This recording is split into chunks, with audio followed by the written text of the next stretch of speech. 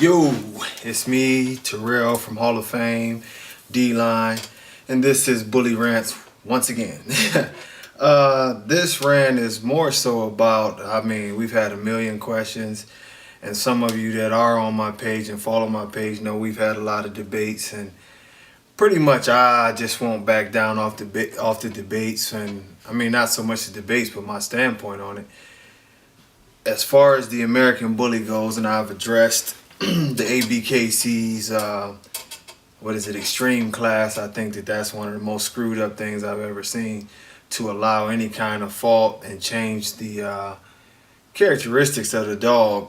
It just pretty much lowers the standard, and I feel like that opened the door for a whole new phenomenon. Now, I've seen breeders that I won't say their names, but some guys that I've respected that have even went on with this thing of, oh, let people breed what they like.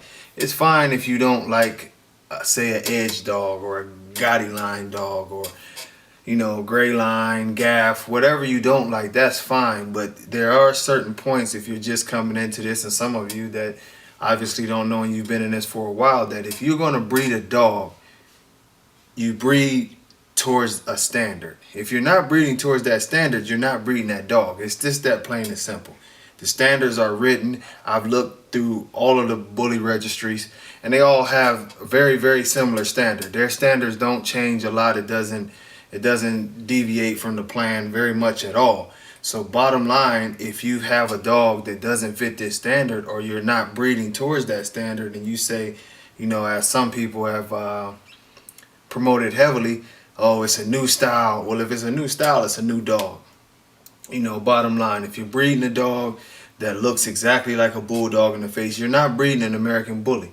If you're breeding a dog that doesn't have the physical characteristics of what an American Bully is supposed to be, you're not breeding an American Bully. And this goes in further because of the health of the dogs. A lot of what we debate on, and how could that be debated?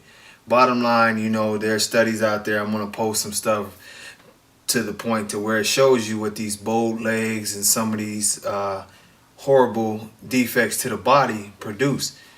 And the dogs are in pain, a lot of pain, no matter what they want to tell you. Hip dysplasia breaks the joint, the bulge in the hip down so bad that a lot of times it shatters. It wears down, it shatters. In comparison to a human, you might hear the term scope, like on a knee or such. That could be a very smaller than a pebble a lot of times. Very small piece of cartilage that's loose in, say, your knee. If that piece of cartilage is loose, it causes severe pain.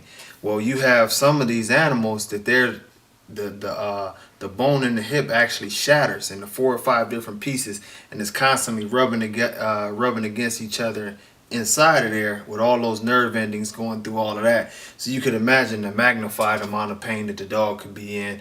And then it starts to compensate, and I went over this before, and it affects other parts of the body, and it goes on, and you finally pretty much you just have a very unhealthy animal. Why would we breed towards that or anything like that?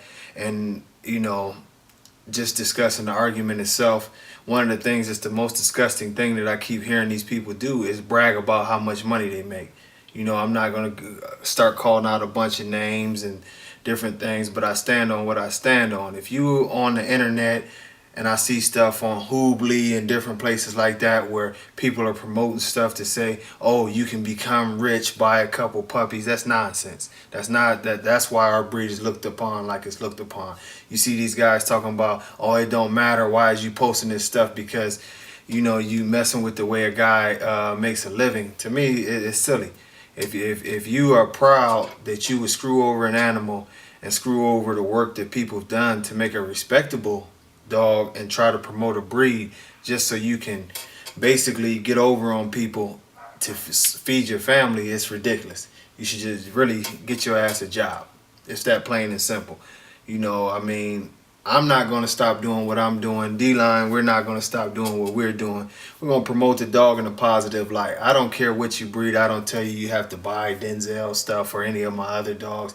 That's ridiculous. I like other people's stuff. But the bottom line is more people need to invest into studying what really showing dogs and breeding dogs is about. If you're breeding an American Bully, you're breeding to an American Bully standard, and you're trying to make the best out of that standard. If not, I mean, I can't say it's fine because I still hate to see some of these guys even have a dog, let alone breed a dog. But, you know, at least breed a healthy dog, you know. I mean, I look out there and I see the Remy's and the Nemesis and now King Kamali, Hef, you know, and some of the other dogs that live long, healthy lives and are still up and kicking it and moving around, and I left some out. But that's what it's all about. If you sell somebody a dog, you should be selling a quality product that, you know when I sell a lot of dogs, I get pictures back of, you know, the dogs with their family. Most of them aren't show dogs. I sell a lot to people who don't have any intentions on showing. But I would hope that this dog would be there for the next decade and they don't have a ton of problems, and that this dog can grow up with their kids and be a good family pet. You know, in the bully world, you know, we'll touch on many different topics on that. But we've lost focus on what breeding dogs is really about. If you're going to breed, everybody shouldn't be breeding in the first place, because it's all about making a quality product that can elevate the status of the dog, not for you to try to get rich or many other things. But I'm gonna leave that alone because I feel like I'm rambling at this point because there's a lot of thoughts going through my head, but you get the point. I see y'all next time.